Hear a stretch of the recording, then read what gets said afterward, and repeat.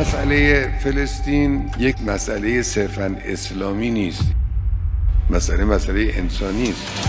یعنی در دنیا چه مسلمان چه غیر مسلمان، هر کسی واقعیت‌های حوادث فلسطین را بدانه با رژیم غاصب طرف خواهد شد، مقابله خواهد.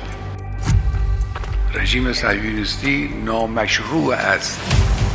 تشکیل این رژیم بر یک اساس باطل انجام گرفته است. یک کشور مستقل و دارای شناسنامه روشن تاریخی به نام فلسطین بر اساس یک توطئه وحشتناک غربی با سردمداری انگلیس در دهه 40 قرن 20 از ملت آن غصب و به زور سلاح و کشتار و فریب به جماعتی که عمدتاً از کشورهای اروپایی مهاجرت داده شده اند واگذار گردیده است. این غصب بزرگ با کشتارهای جمعی مردم بی‌دفاع در شهرها و روستاها همراه بود. ملت فلسطین فرهنگ دارد، تاریخ دارد، سابقه دارد، تمدن دارد. هزارها سال این ملت در این کشور زندگی کرده است. شما بیایید این ملت را از خانه خودش، از شهر خودش، از تاریخ خودش جدا کنید، بیرون کنید. یک عده مهاجر را، ولگرد را، سود طلبها را از کشورهای دنیا جمع کنید، یک ملت جعلی به وجود بیارید. Israel attacked the Gaza Strip again for almost 2 months on a huge scale in July and August 2014.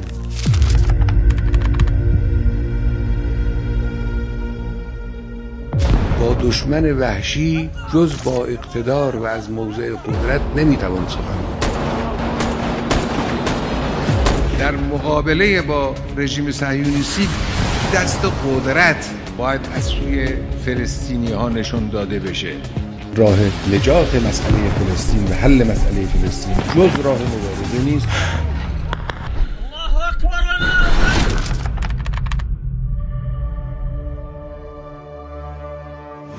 ترفند صهیونیست‌ها و پشتیبانانشون که دولت آمریکا مهمترین و در درجه اول پشتیبانان اوست این است که از نام زیبای صلح استفاده می‌کنند.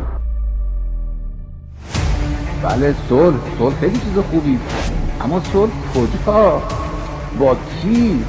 کسی که وارد خانه شما شده است، به زور در شکسته است، شما رو کتک زده است، به عیالتون اولادتون اهانت کرده است و از 3 تا اتاقی که شما دارید دو تا و نصف میشه گرفته نشسته، بعد بگه شما چرا بی خودی هی این اون شکایت میکنید، هی دعوا میکنید، هی معارضه میکنید؟ خب بیا با هم صلح کنید. این صلح رو لا يمكن تنفيذ أي مشروع بشأن فلسطين في غياب أصحابها أي الفلسطينيين أو في تعارض مع وجهة نظرهم، وهذا يعني بطلان جميع الاتفاقيات السابقة مثل أوسلو وحل الدولتين أو صفقة القرن أو التطبيع المذل الأخير. مدعای ما آزادی فلسطین است، نه آزادی بخشی از فلسطین. هر طرحی که بخواهد فلسطین را تقسیم کند یکسره مردود است. طرح 2 دولت که لباس حد به جانب پذیرش دولت فلسطین به عضویت سازمان ملل را بر آن پوشانده‌اند چیزی جز تن دادن به خواسته صهیونیست ها، یعنی پذیرش دولت صهیونیستی در سرزمین فلسطین نیست.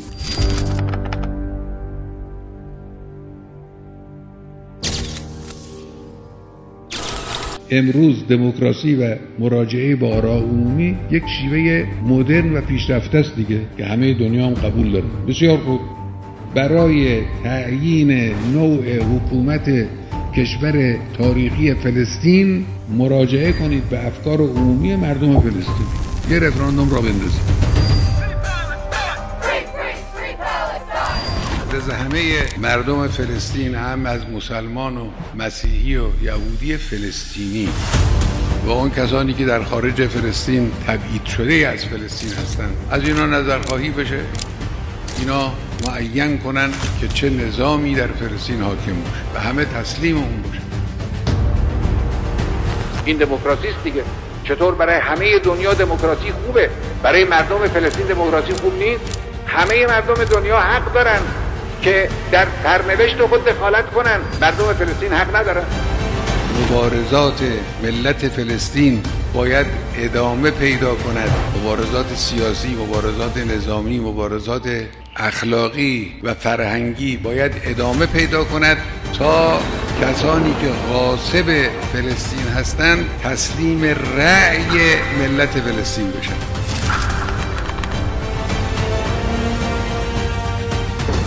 و بعضیا میگن آقا خب اینی که شما مطرح میکنید رژیم صهیونیستی که قبول نمیکنه، زیر بار نمیره. خب بله میدونیم زیر بار نمیره. وای یه چیزی رو یک دولتی، یک کشوری دوست نداره اما بهش تحمیل میشه، ناچار میشه. اگر همین هسته‌های مقاومت اراده خودشون رو، عزم راسخ خودشون رو، خواست خودشون رو به طور جدی دنبال کنن، این تحقق پیدا خواهد کرد.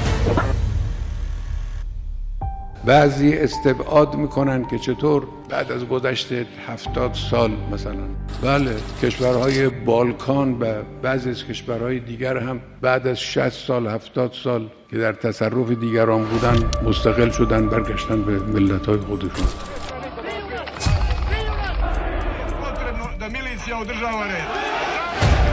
کشورهای قفقاز بعضی در حدود 100 سال قبل از اینکه شوروی تشکیل بشود در اختیار روسیه بودن، روسیه تزاری، بعد برگشتن مستقل شدن. الان قزاقستان، آذربایجان، گرجستان مستقلن، خودشون هستن. ممکنه مبارزات ملت فلسطین باید ادامه پیدا کند تا کسانی که غاصب فلسطین هستند تسلیم رأی ملت فلسطین بشن.